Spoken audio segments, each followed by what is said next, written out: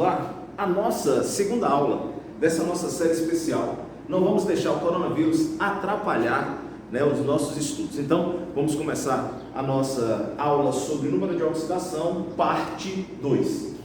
Você, que é aluno do cursinho pré-universitário, vocês vão ver esse conteúdo lá no livro 1, né, de Química, na parte de Química 1, número de oxidação. Então, o que é que nós vamos abordar aqui hoje sobre essa aula de número de oxidação? Primeiro, vamos relembrar o que nós vimos na aula passada. Nós vimos que número de oxidação, nada mais nada menos, é um número, ou seja, a carga adquirida por um elemento químico, tá? Quando esse elemento químico ele faz uma ligação química, ou seja, na verdade vamos chamar isso de átomo. Quando o átomo estabelece uma ligação química, nós temos então o que nós chamamos de número de oxidação. Professor, qual é o tipo de ligação que esse átomo precisa fazer para ter o número de oxidação? Pode ser iônica ou ligação covalente, ambas vai estar dando aí esse número de oxidação. Então, visto que o átomo é eletricamente neutro, quando ele estabelece uma ligação química, ele deixa de ser átomo, ok? E ele passa a ser, então, chamado de íon. E aí eu tenho os íons positivos, que são os cátions, e os íons negativos, que são ânions. Praticamente foi isso que nós vimos na nossa aula passada, e nós construímos, então, o conceito de número de oxidação. Só relembrando, vai ser a carga adquirida quando um átomo, tá, estabelece uma ligação química, que pode ser real ou teórica, real sendo ligação iônica, teórica, ligação covalente. Como eu falei, nós vamos falar sobre isso um pouco depois. Aí você poderia me perguntar, você assistiu a aula 1 e vai falar, eu preciso fazer todas aquelas observações para eu chegar ao número de oxidação? Não, não há necessidade nenhuma de você fazer todas aquelas observações, que tipo de ligação vai fazer, quem é o elemento mais eletronegativo, quem é o menos eletronegativo, nada disso. Existem regras práticas, e aqui eu vou demonstrar algumas dessas regras para vocês, que você pode chegar facilmente ao número de oxidação.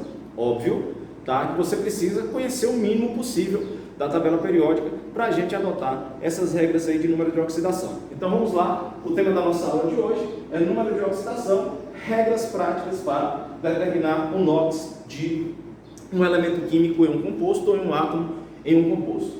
Então vamos nessa, vamos lá. Depois lembrando que eu vou dar a diferença entre elemento químico e átomo, tá, galera? A gente sempre confunde um pouquinho isso daí. Para eu encontrar, tá, o número de oxidação de um átomo quando ele faz um composto, eu vou seguir a seguinte regra. O grupo 1A da tabela periódica sempre vai ter NOx mais 1, assim como a prática, certo? Vamos lá, então, a pergunta, professor, quem é o grupo 1A da tabela periódica?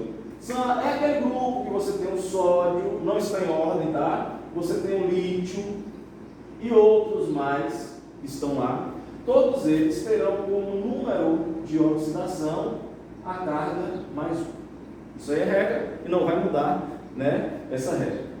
O grupo 2A e o zinco vai ter como número de oxidação mais 2. Quem é que está no grupo 2A?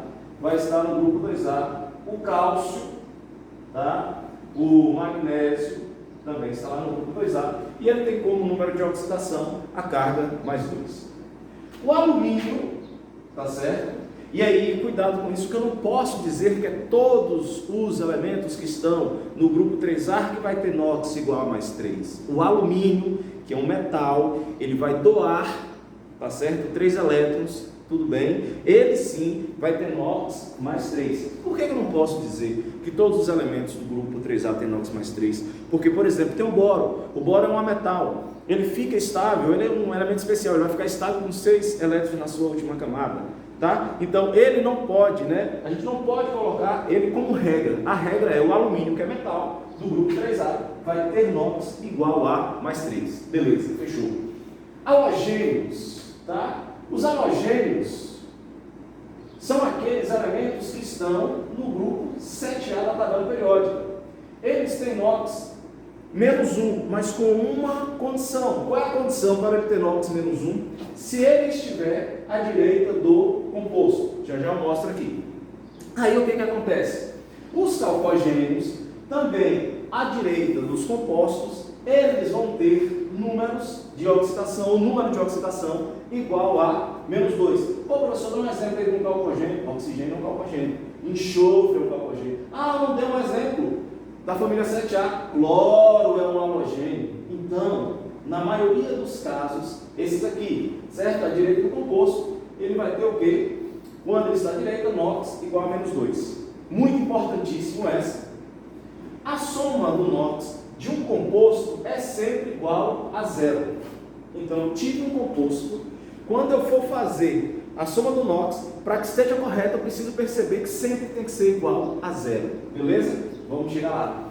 E, por último, não, tem mais regras, mas essa daqui a gente encerra hoje. A soma do NOx de um composto com desequilíbrio de carga sempre é igual à sua carga. O que isso quer dizer? Quando eu vou fazer a soma do NOx de um composto com desequilíbrio de carga, eu vou igualar essa soma a essa carga do composto. Então, vamos a alguns exemplos práticos aqui para a gente demonstrar. Da família 1A, perceba o seguinte, olha só, eu pego, né, o Na e o Cl, vou lá na minha tabela periódica, verifico que o Na pertence à família 1A. Obrigatoriamente, qual vai ser o NOx dele, ou seu número de oxidação, mais 1. Se eu perceber, o cloro se encaixa aqui, é um halogênio à direita do composto, certo? Ele está à direita do nosso composto. Então, e por regra, o NOx dele vai ser igual a quanto? Menos 1. Verifique o seguinte, que mais 1 menos 1 dá justamente nessa sexta regrinha que a soma precisa ser igual a quanto? Zero. Fechou? Vamos lá. Eu pego o cálcio e vou pegar o hidrogênio. Pronto, vou fazer aqui um hidreto metálico. Perceba o seguinte, que o cálcio, o NOx dele, obrigatoriamente vai ser quanto? Mais 2, ok? Aqui, o hidrogênio vai ser menos 1. Ah, mas eu vi em um lugar que na maioria dos casos o NOx do hidrogênio é mais 1. Vou chegar lá já. Espera aí, ainda faltam 2 regrinhas para a gente demonstrar. Então, a exceção do hidrogênio é justamente aqui, quando ele forma o que nós chamamos de hidreto metálico. Então, nos hidretos metálicos, o hidrogênio vai ter NOx menos 1, porque o metal, obrigatoriamente, vai ter carga positiva mais 1. Alumínio, tá? E oxigênio. Perceba o seguinte, que o alumínio aqui terá NOx mais 3, beleza? Se eu perceber, eu vou fazer o seguinte, 2 vezes mais 3, mais 6. E eu não sei o NOx do oxigênio. Vamos supor que nós não sabemos. 3 vezes x, 3x. Por essa regra, a soma do NOx de um composto precisa ser igual a quanto? Zero. Eu caí em uma equaçãozinha no primeiro grau. Então é simples. 3x igual a menos 6. Certo? X vai ser igual a menos 6 dividido por 2. E menos 6 dividido por 3, me desculpem. E isso é igual a menos 2. Ok? Então, obrigatoriamente, o oxigênio teria que ter NOx aqui quanto? Menos 2. Veja que eu caio nessa regra. O oxigênio é um calcogênio. Os calcogênios à direita dos compostos têm NOx igual a quanto? Menos 2. Beleza? Halogênio à direita do composto, NOx menos 1. Já demonstrei aqui nessa.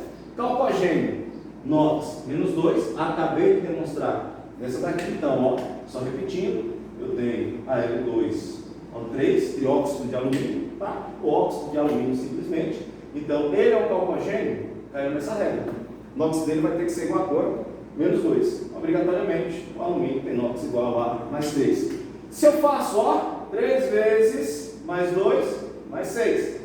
3 vezes menos 2, menos 6. Isso é igual a zero, eu caio nessa regra aqui. A soma do NOx de um composto é sempre igual a zero. Vou chamar a atenção para vocês para o hidrogênio. Certo? O hidrogênio, na maioria dos compostos, o NOx dele vai ser igual a mais 1, na maioria dos compostos. Com exceção do hidrogênio estar ligado a um metal. Então eu tenho que parar e perceber isso. Se o hidrogênio está ligado a um metal, o NOx dele não vai ser mais 1. O NOx dele vai ser quanto? Menos 1. Então, na maioria dos casos, a regra é essa: o hidrogênio tem NOx mais 1, mas quando ele está ligado a um metal, o NOx dele é menos 1. Então, se eu pego, por exemplo, o hidrogênio aqui no H2S, tá certo? Eu preciso conhecer um pouco da tabela periódica. Vou verificar que na tabela periódica o enxofre está na família 6A, sendo ele da família 6A, ele vai ser um calcogênio. Lembre-se que os calcogênios à direita, o NOx dele é igual a quanto? Menos 2. Então, obrigatoriamente, para que a soma dê zero, o NOx do hidrogênio vai ser mais 1. Beleza? Então, estão aqui algumas regras práticas para a gente determinar o NOx. Para a gente finalizar a nossa aula de hoje, vamos à nossa 7ª regrinha. O que é que ela diz? A soma do NOx de um composto com desequilíbrio de carga é sempre igual à sua carga. Isso vai nos ajudar onde? O que é um composto com desequilíbrio de carga? Por exemplo, eu tenho o PO4, tá certo? Que a carga total do PO4 equivale a menos 3. Tá? Esse é o fosfato, nós vamos conversar sobre ele logo na próxima aula, que também no livro 1 nós vamos ter ali os compostos ou as funções inorgânicas, e você vai ver que ele é um íon de alguns ácidos aí que nós temos, por exemplo, o ácido fosfórico, e aí o ácido fosfórico, quando ioniza, libera uma parte dele negativa que é chamada de fosfato. Então nós temos aqui o nosso fosfato e a carga dele é menos 3. Essa não é a carga do oxigênio, essa é a carga de todo o composto. Aí, por exemplo, eu quero descobrir o NOx do fósforo, que eu não sei. Mas eu sei que o oxigênio, na maioria dos casos, por ele ser um calcogênio, e veja que ele está à direita do composto, o NOx dele vale quanto? Menos 2. Então eu vou lá, menos 2. Aí eu uso essa regrinha para descobrir o NOx do fósforo. Eu tenho um fósforo aqui, então eu multiplico esse fósforo que eu tenho aqui por X. Então eu vou ter um X, ou simplesmente X, não precisa aparecer 1, tá certo? E aí você vai ter, eu pego o meu índice e multiplico pela minha carga, que vai ser menos 2. Então vai dar menos 8. Ok? Tudo isso precisa se igualar a menos 3. Então, repassando, 1 vezes x, x. 4 vezes menos 2, menos 8. Tudo isso é igual a menos 3. A soma do NOx de um composto com desequilíbrio de carga é sempre igual à sua carga, a soma, tá certo? Então, a soma vai ser sempre igual à sua carga, a soma algébrica aqui. Então, vamos lá. O que é que vai acontecer? Vou passar o 8 do outro lado, né? Então vai ficar o quê? Logo eu vou ter x vai ser igual a menos 3 mais 8, x igual a 5. Então, significa que o NOx do fósforo aqui vai ser igual a 5. Alguns elementos vão ter sempre NOx variável. Então, para isso é que serve essa regra. Só chamando a atenção para uma coisa. Sempre as pessoas me perguntam assim: professor, por que nós devemos estudar tal conteúdo? Por que eu preciso estudar número de oxidação agora? O que isso vai mudar em minha vida a não ser passar em um vestibular ou no Enem? Bem simples. O número de oxidação serve para a gente identificar um pouco lá na frente as reações de óxido-redução. Elas estão inseridas num conteúdo um pouco mais na frente que está dentro da eletroquímica. Nós vamos ter os geradores químicos de corrente elétrica, chamados de pilha, e aí eu preciso conhecer esses números de oxidação, tá? Para a gente ver ou verificar qual é uma reação de óxido-redução. E eu também tenho um tipo de reação que é chamada de eletrólise. Lá na frente a gente vai ver que a pilha, ou um gerador químico de corrente elétrica, ele vai ter como principal característica gerar, ou seja, a sua energia vai ser positiva, teoricamente, ou ele vai dar uma DDP positiva, enquanto que a eletrólise vai consumir energia. Então a sua DDP vai ser negativa. Se eu não conheço os números de oxidação, eu não sei identificar o que é uma reação de óxido-redução, automaticamente eu vou ter problema quando eu for falar de pilhas e baterias, assim como falar de eletrólise. Então, por hoje, nós vamos ficar aqui com a segunda parte de número de oxidação. Te espero lá nos nossos canais, né, no nosso Instagram, lá do Pré-Universitário. Valeu, até a próxima.